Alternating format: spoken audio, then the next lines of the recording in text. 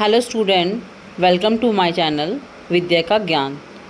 तो स्टूडेंट, आज हम करेंगे क्लास 6 का हिस्ट्री का चैप्टर नंबर 1 यानी कि इतिहास का पार्ट नंबर 1। पर उससे पहले हम देखते हैं अपना इंडेक्स कंटेंट में कौन कौन से टॉपिक है जो हमें पढ़ने हैं। तो चलिए देखते हैं।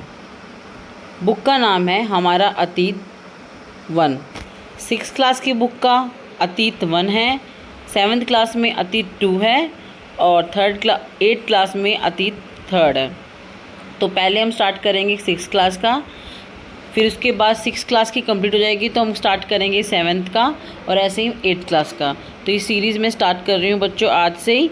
तो आज हम करते हैं, पहला चैप्टर करेंगे हम 6th क्लास का। उससे पहले हम कंटेंट देखेंगे कि इस बुक में कितने कितने चैप्टर है और क्या क्या उनके नाम हैं।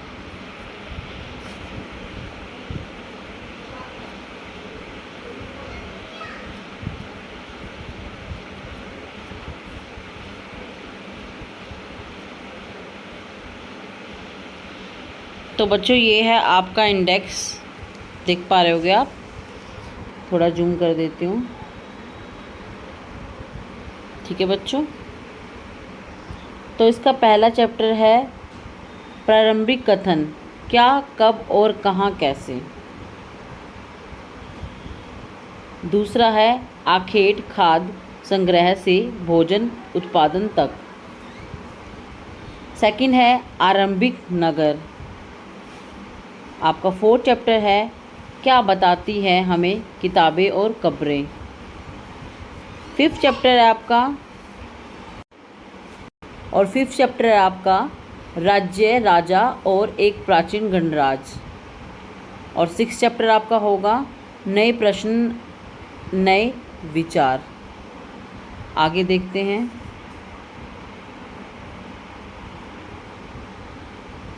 आगे है आपका 7th चैप्टर राज्य से साम्राज्य।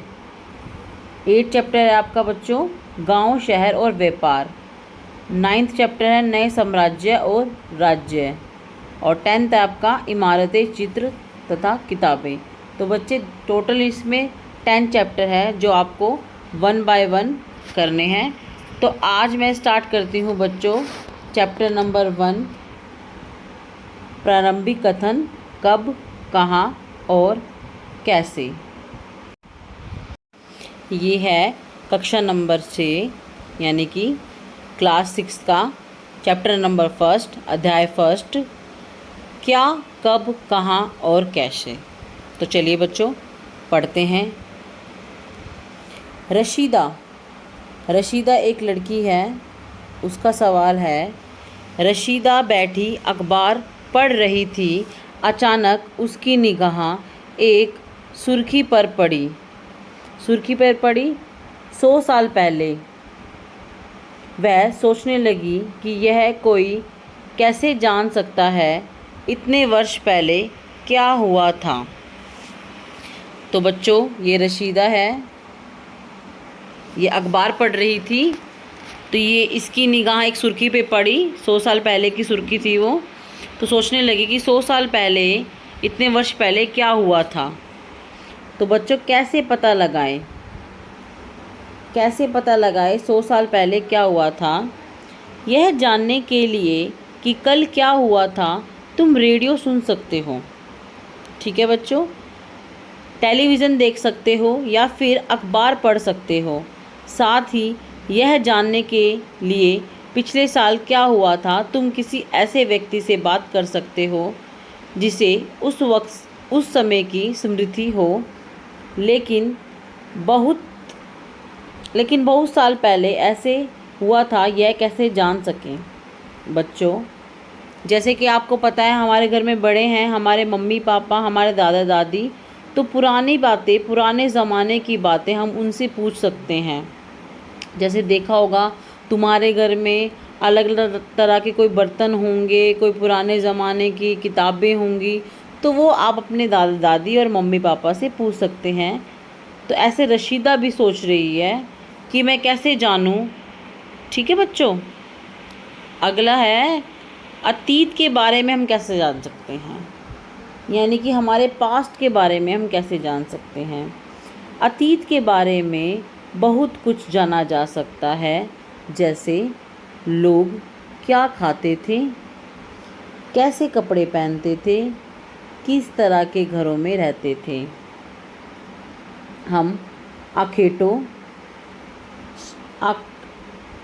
को बोलते हैं बच्चों शिकारी, पशुपालकों, कृषकों, शासकों, व्यापारियों, पुरोहितों, शिल्पकारों, कलाकारों, संगीतकारों या फिर वैज्ञानिकों के जीवन के बारे में जानकारियाँ हासिल कर सकते हैं। बच्चों, आखेट होते हैं वो शिकारी होते हैं जो शिकार करते हैं किसी भी जानवर का, और पशुपालक वो होते हैं जो पशुपालन करते हैं गाय, भैंस, बकरी का। कृषक वो होते हैं जो कि खेती करते हैं बच्चों। शासक वो होते हैं जो राजा होते हैं। व्यापारी व्यापार करते हैं जो उन्हें बोलते हैं। पुरोहित जो ब्राह्मण वगैरह होते हैं उन्हें पुरोहित कहते हैं। शिल्पकार यानी कि कोई डिज़ाइन करने वाला, जैसे शिल्पकार कोई दरवाजे पे डिज़ाइन करने वाला या फिर मूर्तियाँ बनाने वाला, उसको हम शिल्पकार कहेंगे। कलाकार यानी कि एक्टर्स बच्चों, जो एक्टिंग करके कोई नृत्य या फिर कोई नाटक प्रस्तुत करता है। संगीतकार गाने वाला, और वैज्ञानिक। ठीक है, ये तो आपको पता ही है। आगे पढ़ते हैं। यही नहीं, हम यह भी पता कर सकते हैं कि उस समय के बच्चे कौन कौन सा खेल खेलते थे, कौन सी कहानियाँ सुना करते थे, कौन सा नाटक देखा करते थे या फिर कौन कौन से गीत गाते थे। ठीक है बच्चों। तो स्टूडेंट, नेक्स्ट है हमारा लोग कहाँ रहते थे। सबसे पहले लोग कहाँ रहते थे। मानचित्र 1 पृष्ठ 2 में नर्मदा नदी का पता लगाओ। इसको हम थोड़ी देर में पता लगाएंगे। तो यहाँ आगे पढ़ते हैं। कई लाख वर्ष पहले से लोग इस नदी के तट पर रहते थे। किस नदी के? नर्मदा नदी के। यहाँ रहने वाले आरंभिक लोगों में से कुछ कुशल संग्राहक थे जो आसपास के जंगलों में विशाल संपदा से परिचित थे। अपने भोजन के लिए वे जड़ों, फलों, जंगलों के अन्य उत्पादकों का यहीं से संग्रह किया करते थे। यह जानवरों का आखेट यानी कि शिकार भी करते थे। ठीक है बच्चों।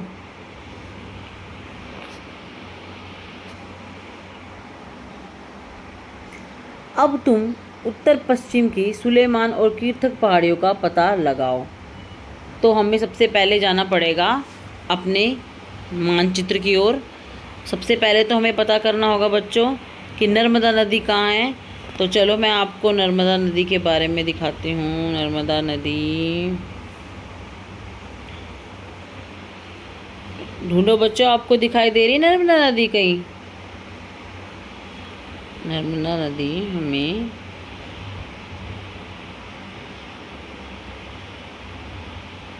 हाँ बच्चों, हमें नर्मदा नदी दिखाई दी है।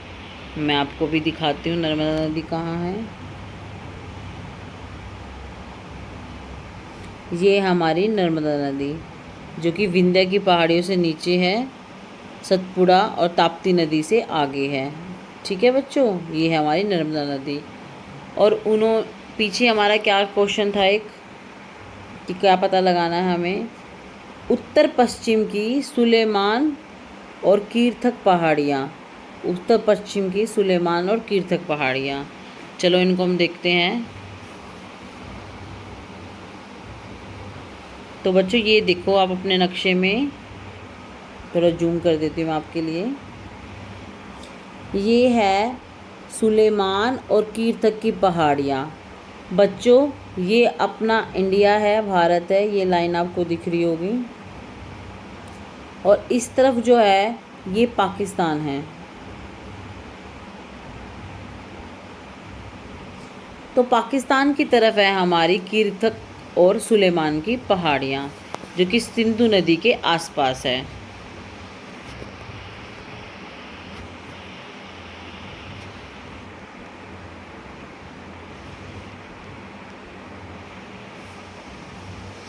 अब तुम्हें ये तो हमने कर लिया बच्चों। इसी क्षेत्र में कुछ ऐसे स्थान हैं जहाँ लगभग 8000 पूर्व स्त्री पुरुषों ने सबसे पहले गेहूं और जौ फसलों के उपार्जना आरंभ किया। उन्होंने भेड़, बकरी, गाय, बैल जैसे पशुओं को पालतू बनाना शुरू किया। ये लोग गांव में रहते थे। तो बच्चों, हमें पता चला है कि सुलेमान और कीर्थक की पहाड़ियाँ जहाँ पे हैं, जो मैंने आपको दिखाई थी अभी मानचित्र में, पाकिस्तान की तरफ पड़ता है। तो इस क्षेत्र में सबसे पहले 8000 पूर्व, बच्चों ये वाला आपको ज़रूर याद रखना, 8000 पूर्व, ये बहुत इम्पोर्टेंट है। 8000 पूर्व पहले आपको सबसे पहले गेहूं की और जौ की जो फसल उगाई गई थी वो इसी सुलेमान और कीर्थक पहाड़ियों में, ठीक है। और सबसे पहले इन्होंने भेड़, बकरी, गाय, भैंस जैसे पशुओं को पालतू बनाना शुरू किया था, ठीक है बच्चों। अब है उत्तर पूर्व की गारो तथा मध्य भारत की विंध्य पहाड़ियाँ, इनका पता लगाओ। यहाँ पे मैं आपको दिखाती हूँ बच्चों, गारो और विंध्य।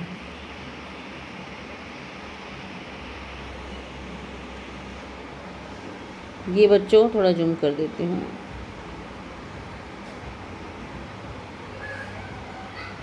ये है विंध्य पहाड़ियाँ और ये है आपकी गारो पहाड़ियाँ, ठीक है बच्चों। दिख गई आपको मैप में? अब पढ़ते हैं इधर। उत्तर पूर्व की गारो तथा मध्य भारत की विंध्य पहाड़ियाँ का पता लगाओ, ये हमने लगा लिया। ये कुछ अन्य ऐसे क्षेत्र हैं जहाँ कृषि का विकास हुआ। उससे पहले चावल उपजाया गया था। वे स्थान विंध्य के उत्तर में हैं। तो बच्चों, हमने जो कीरत की पहाड़ियाँ देखी थी वहाँ पे आपका गेहूँ और जौ जैसी फसलें उगाई गई थी, और चावल जो उपजाया गया था सबसे पहले, वो आपकी विंध्य और गारो की पहाड़ियों में। ये आपका मानचित्र है, इसमें आपकी नदियाँ दिखाई गई हैं।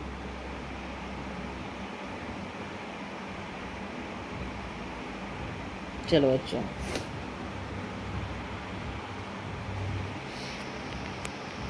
मानचित्र में सिंधु तथा इसकी सहायक नदी का पता लगाने का प्रयास करो। तो मानचित्र पे चलते हैं, चलो। यहाँ पे बोला सिंधु और इसकी सहायक नदियाँ। ये देखो बच्चों, ये है सिंधु नदी जो कि भारत और पाकिस्तान से जाती है। इसकी सहायक नदी है झेलम नदी, चेनाब नदी, रावी, सतलुज, ठीक है बच्चों। ये इसकी सहायक नदी है। सहायक नदी क्या होती है बच्चों, पता है आपको? सहायक नदी वो होती है जो मेन रिवर होती है, जो मेन नदी होती है, उसमें से अलग अलग कट के निकल जाती है, पार्ट होके निकल जाते हैं। जैसे ये सिंधु नदी है, इसमें से अलग एक नदी निकल गई झेलम, फिर चेनाब, फिर रावी, फिर सतलुज, इसके पार्टीशन हो गए हैं, ठीक है। इस तरह की नदियाँ सहायक नदी होती हैं।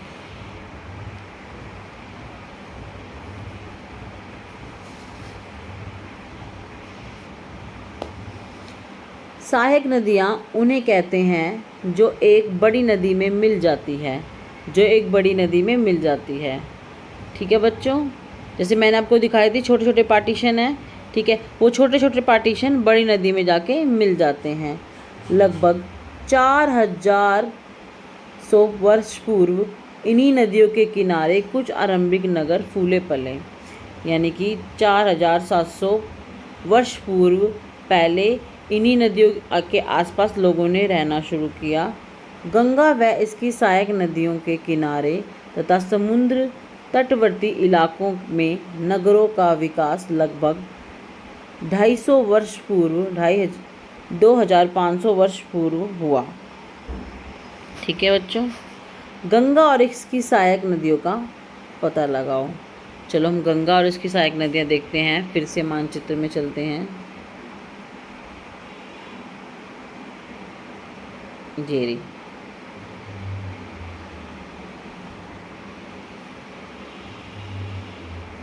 ये हमारी गंगा नदी है, यमुना नदी इसकी सहायक नदी है, सोना नदी इसकी सहायक नदी है। गंगा नदी यहाँ से आके ब्रह्मपुत्र में भी, ठीक है बच्चों।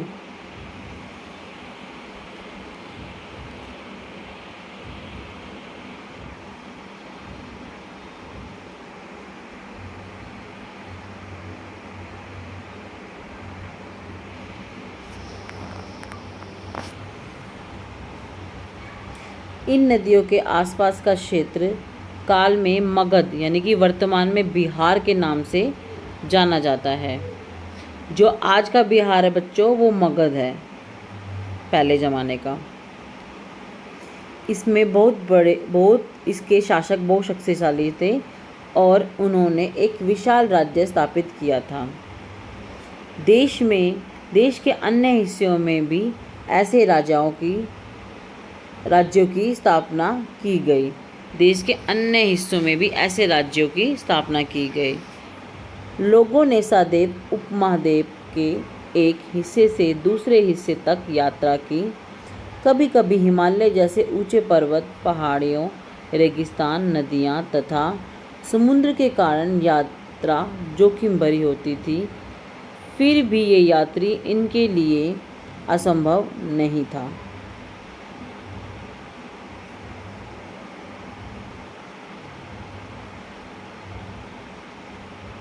अंत कभी लोग काम की तलाश में तो कभी प्राकृतिक आपदाओं के कारण एक स्थान से दूसरे स्थान तक जाया करते थे। तो बच्चों ये लोग जो होते थे, शिकारी लोग जो होते थे, आखेट जिन्हें जो आखेट करते थे, शिकार करते थे, ये लोग एक स्थान पे नहीं रहते थे। ये लोग एक स्थान से दूसरे स्थान पे जाते रहते थे, शिफ्ट करते रहते थे, क्योंकि जहाँ ये रहते थे वहाँ के फल फूल जानवर आदि ख़त्म हो जाते थे। इसलिए इन्हें अलग अलग जगह जाना पड़ता था अपने खाने की तलाश में। कभी कभी सेनाएं दूसरे क्षेत्र पर विजय हासिल करने के लिए जाती थी। इसके अतिरिक्त व्यापारी काफिले में तो कभी जहाज़ों में अपने साथ मूल्यवान वस्तु लेकर एक स्थान से दूसरे स्थान जाते थे। धार्मिक गुरु लोगों को शिक्षा और सलाह देते हुए एक गांव से दूसरे गांव तथा कस्बे के एक दूसरे कस्बे जाया करते थे। कुछ लोग नए और रोचक स्थानों को खोजने की चाह में उत्सुकतावश की भी यात्रा किया करते थे। इन सभी यात्राओं में से लोगों को एक दूसरे के विचारों को जानने का अवसर मिलता था। तो अलग अलग जगह जाते थे तो लोगों के विचारों को जानने की अवसर मिलते थे। आज लोग यात्रा क्यों करते हैं? आज के लोग यात्रा क्यों करते हैं बच्चों? एक बार फिर से मानचित्र 1 को देखें। पहाड़ियाँ, वृत्त और समुद्र इस उपमहाद्वीप की प्राकृतिक सीमाओं का निर्माण करते हैं। हालांकि लोगों के लिए इन सीमाओं को पार करना आसान नहीं था। जिन्होंने ऐसा चाहा कि वे ऐसा कर सके कि पर्वतों की ऊंचाई को छू सके और गहरे समुद्रों को पार कर सके। उपमहाद्वीपों के बाहर से भी कुछ लोग यहाँ आए और यहीं बस गए। तो बच्चों ये जो हमारे महाद्वीप थे इनसे भी बाहर आए लोग। आज के लोग तो यात्रा इसलिए करते हैं क्योंकि अच्छी अच्छी पहाड़ियाँ, पर्वत और समुद्र देखने के लिए बच्चे प्राकृतिक चीज़ देखने के लिए यात्रा करते हैं। और पहले ज़माने में भी ऐसा होता था कि कुछ मेहमान हमारे देश में आते थे देखने के लिए, पर वो यहीं रह जाते थे। ठीक है बच्चों।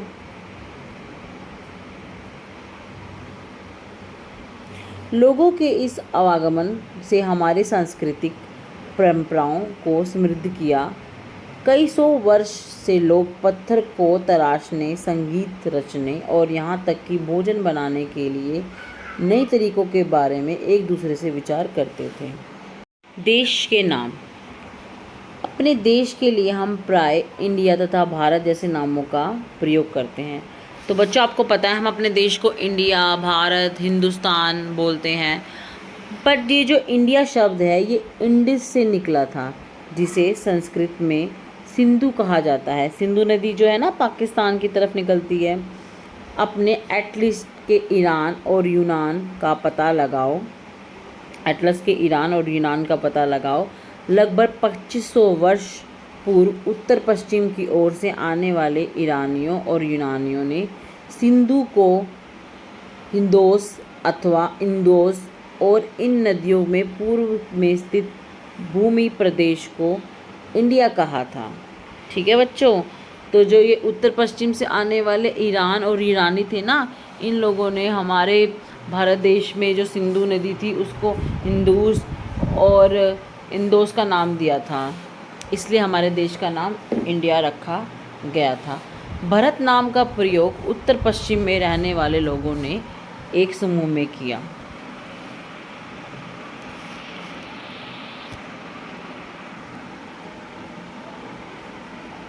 इस समूह का उल्लेख संस्कृत की आरंभिक लगभग 3500 वर्ष पुराने कृतिक ऋग्वेद में भी मिलता है।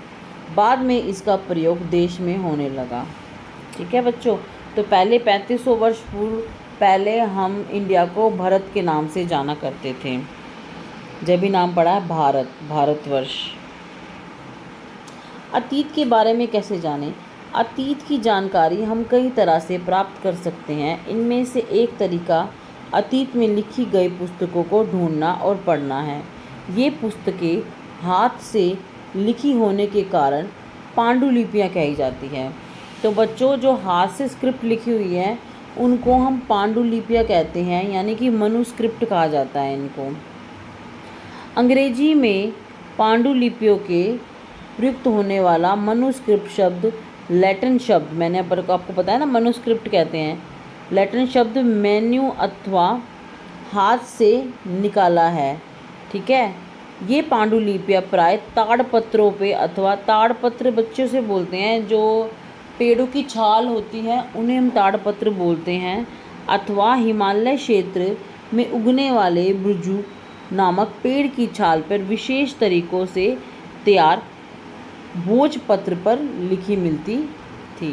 ठीक है बच्चों, मनुस्क्रिप्ट कहते हैं। देखो ये होती है हम आपकी मनुस्क्रिप्ट, ये ताड़पत्र पे लिखी हुई है और देख रहे हो आप कौन सी भाषा में है ये। ठीक है बच्चों, ये संस्कृत भाषा में लिखी हुई है, संस्कृत, यूनानी।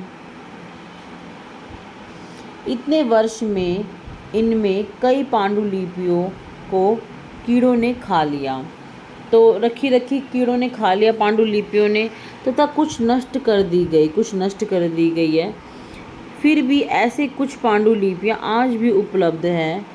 प्राय पांडुलिपियाँ मंदिरों और विहारों में प्राप्त होती हैं। इन पुस्तकों में धार्मिक मान्यताओं, व्यवहारों, राजाओं के जीवन, औषधियों तथा विज्ञान आदि सभी प्रकार के विषय में चर्चा मिलती है। तो हमें अपने अतीत के बारे में कैसे पता चलता है बच्चों? तभी तो, जैसे हमारे घर में हैं, हमारे दादा दादी हैं, दादा दादी के भी मम्मी पापा होते हैं, उनके भी दादा दादी होती हैं, तो उनके बारे में हमें कैसे पता चलता है? हम अपने मम्मी पापा से पूछते हैं, या फिर हमारे पास कुछ उनका सामान रखा होता है जिससे हमें पता चलता है, या हमारे पास फ़ोटोज़ होते हैं, है ना बच्चों? तो ऐसे ही अपने भारत देश के बारे में हमें कैसे पता चला था? ऐसे पता चला था ना बच्चों।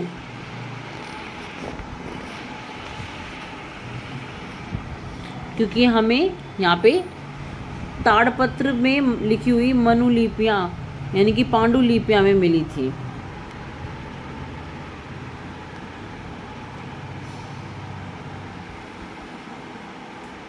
इनके अतिरिक्त हमारे यहाँ महाकाव्य, कविता तथा नाटक भी थे। इनमें से कई संस्कृत में लिखे हुए मिलते थे, जबकि कई अन्य प्राकृतिक और तमिल में थे। मैंने आपको बताया था ना, पांडुलिपियाँ जो संस्कृत में लिखी हुई है, पर कभी कभी ये तमिल भाषा में भी होते थे। प्राकृतिक भाषा का प्रयोग है आम लोगों की भाषा, जो आम लोग बोलते थे।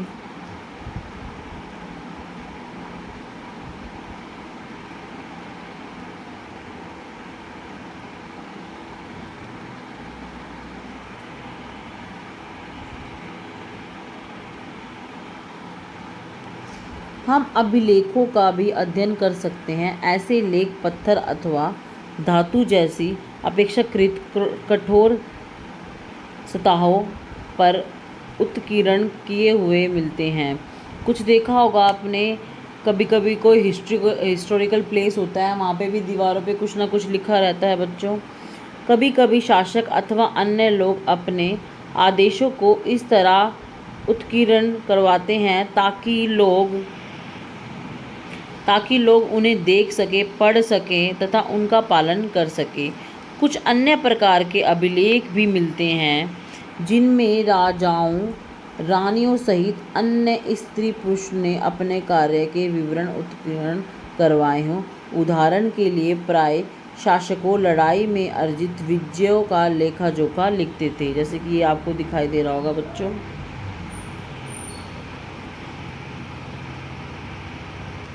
क्या तुम बता सकती हो कि कठोर सतह पर लेख लिखवाने के लिए क्या लाभ थे? ऐसा करने से क्या क्या कठिनाई आती थी? लाभ तो यही थे बच्चों कि सालों साल इन चीज़ों को कोई जान सके और ये डिलीट ना हो पाए, नष्ट ना हो पाए। इसके अतिरिक्त अन्य कई वस्तुएं अतीत में बनी और प्रयोग में लाई जाती थी। ऐसी वस्तुओं का अध्ययन करने वाले व्यक्ति को पुरातत्व कहते हैं बच्चों। पुरातत्व पत्थर और ईंट से बनी इमारतों के अवशेषों, चित्रों, मूर्तियों का अध्ययन करते हैं। वे औजारों, हथियारों, बर्तन, आभूषण तथा सिक्कों के प्राप्ति के लिए छीनबीन तथा खुदाई भी करते हैं।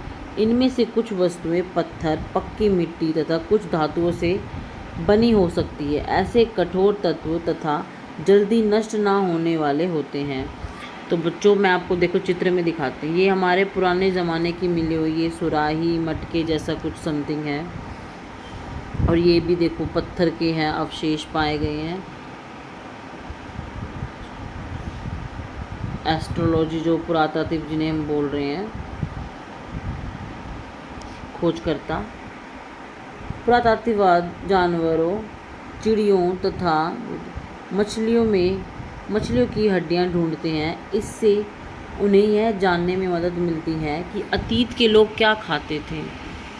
वनस्पतियों के अवशेष बहुत मुश्किल से बच पाते हैं। यदि अन्न के दाने अथवा लकड़ी के टुकड़े जल जाते हैं तो जले हुए रूप में बचे रहते हैं। क्या पुरातत्वविदों को बहुधा कपड़ों के अवशेष मिलते होंगे?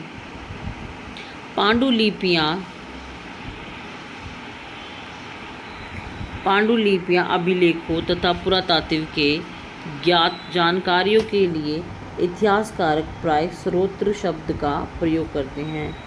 उनको स्रोत बोलते हैं, यानी कि सोर्स बोलते हैं जो भी चीज़ मिलती है। इतिहासकार उन्हें कहते हैं जो अतीत का अध्ययन करते हैं। स्रोत से प्राप्त होते ही अतीत के बारे में पढ़ना बहुत रोचक हो जाता है, क्योंकि इनमें स्रोतों की सहायता से हम धीरे धीरे अतीत का पुनर्निर्माण करते जाते हैं। अंततः इतिहासकार तथा पुरातत्वविद उन जासूसों की तरह होते हैं जो इन सभी स्रोतों का प्रयोग सुराग यानी कि एविडेंस बच्चों, अतीत को जानने का प्रयास करते हैं। अतीत एक या अनेक? क्या तुमने इस पुस्तक के शीर्षक हमारे अतीत का ध्यान है? यहाँ अतीत शब्द का प्रयोग बहुवचन के रूप में किया गया है। ऐसे इस तथ्य की ओर ध्यान दिलाने के लिए किया गया है कि अलग अलग समूह के लोगों के लिए इस अतीत के अलग अलग मायने थे। उदाहरण के लिए पशुपालकों अथवा कृषकों का जीवन राजाओं तथा रानियों के जीवन से तथा व्यापारियों का जीवन शिल्पकारों के जीवन से बहुत भिन्न था। जैसे कि हम आज भी देखते हैं उस समय के देश में अलग अलग लोग अलग अलग व्यवहारों, रीति रिवाजों का पालन करते थे। उदाहरण के लिए आज अंडमान द्वीप में अधिकांश लोग अपने भोजन मछलियाँ पकड़कर, शिकार करके तथा फल फूल का संग्रह करके द्वारा प्राप्त करते हैं। इसके विपरीत शहरों में रहने वाले लोग खाद्य आपूर्ति में अन्य व्यक्तियों पर निर्भर रहते हैं। इस तरह के भेद अतीत में भी विद्यमान थे।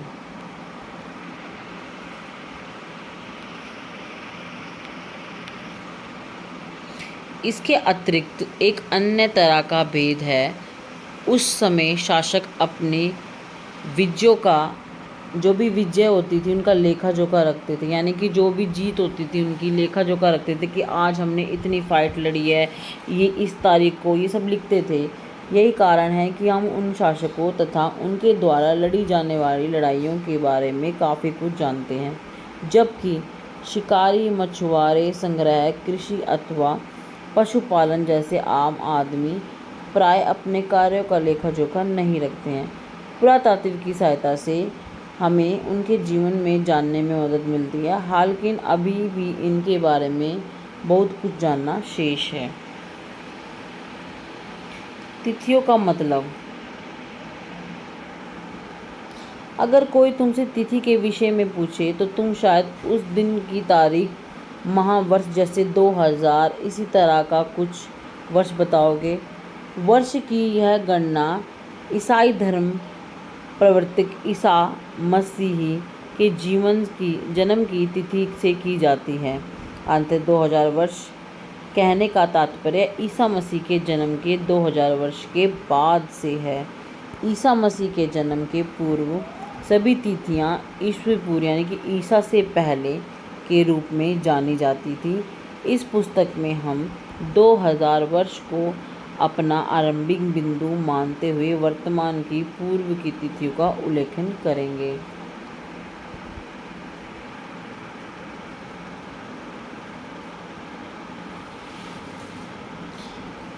अंग्रेजी में बीसी, हिंदी में ईसी का तात्पर्य है बिफोर क्राइस्ट, ईसा पूर्व होता है। कभी कभी तुमने तिथियों से पहले एडी हिंदी में लिख पाते होंगे।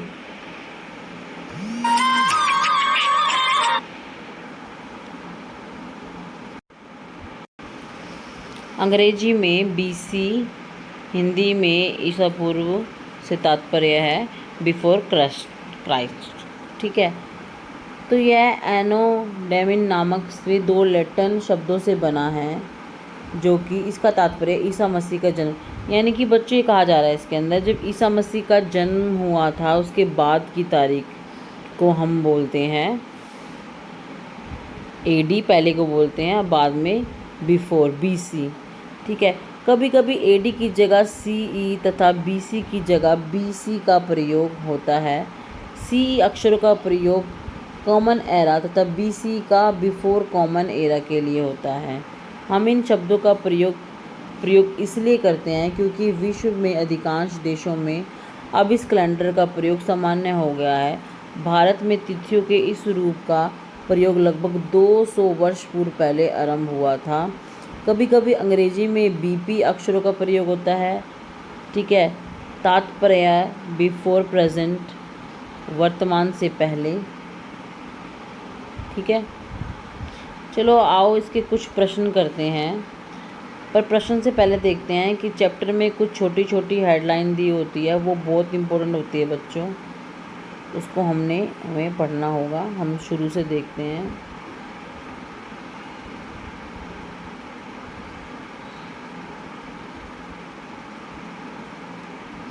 यहाँ पे नहीं है, जी है। ठीक है, मानचित्र 1 में दक्षिण एशिया, आधुनिक भारत, पाकिस्तान, बांग्लादेश, नेपाल, भूटान और श्रीलंका और अफ़गानिस्तान, इराक, चीन तथा म्यांमार आदि पड़ोसी देशों को दर्शाया गया है। ये सब हमारे पड़ोसी देश हैं। दक्षिण एशिया के महाद्वीप में छोटा है लेकिन विशालता तथा बाकी एशियाई समुद्र, पहाड़ियों तथा पर्वतों में बटे होने के कारण इन्हें प्राय उपमहाद्वीप कहा जाता है। ये बहुत इम्पोर्टेंट है बच्चों, इसको आपको स्पेशल देखना है, एग्ज़ाम में आता है। ठीक है, और भी कुछ हेडलाइन होंगी, साथ में जो हेडलाइन लिखी रहती है ना बड़ी इम्पोर्टेंट होती है।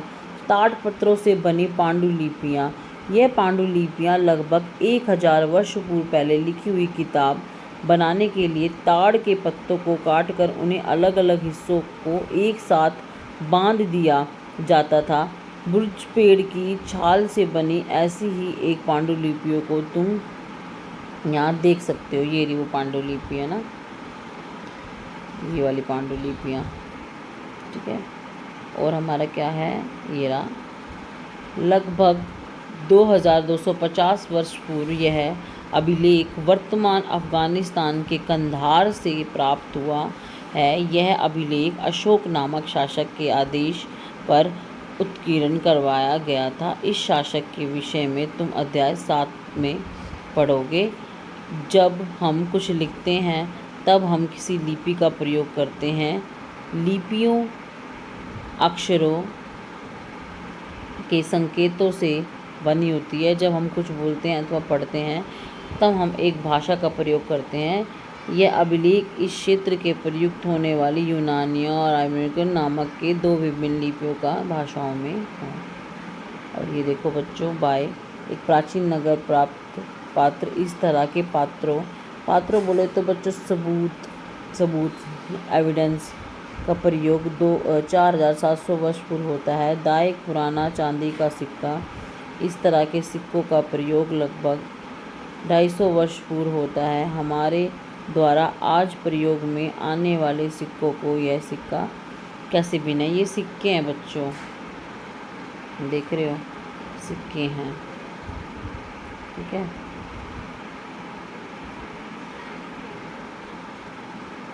तो ये कुछ प्रश्न हैं आपके, आओ याद करते हैं। तो उसको एक एक करके आपको आंसर देना है इसका बच्चों। और ये कुछ उपयोगी शब्द है आपके। यात्रा, पांडुलिपियाँ पुराने ज़माने की लैंग्वेज के वर्ड है। अभिलेख, पुरातत्व, इतिहासकार, स्रोत्र, अज्ञात लिपि का अर्थ निकालना, ये सारे पुराने ज़माने के हैं। ये आपका फिल इन द ब्लैंक्स में छोड़ रही हूँ, आप लिखोगे। पांडुलिपियाँ अभिलेखों में आप अंतर बताएंगे, ठीक है। ये आपको मैं कल की क्लास में आंसर कराऊंगी, क्वेश्चन आंसर। तो बच्चों आपको ये चैप्टर कैसे लगा, ये भी बहुत इंपॉर्टेंट तिथियाँ बच्चों, ये भी याद कर लेना आप। तो ये चैप्टर आपको कैसे लगा आप मुझे बताना। और आपसे कल हम मिलेंगे इसके क्वेश्चन आंसर पर, और फिर मिलते हैं हम नेक्स्ट क्लास पे। तो इस वीडियो को यहीं पे ख़त्म करते हैं।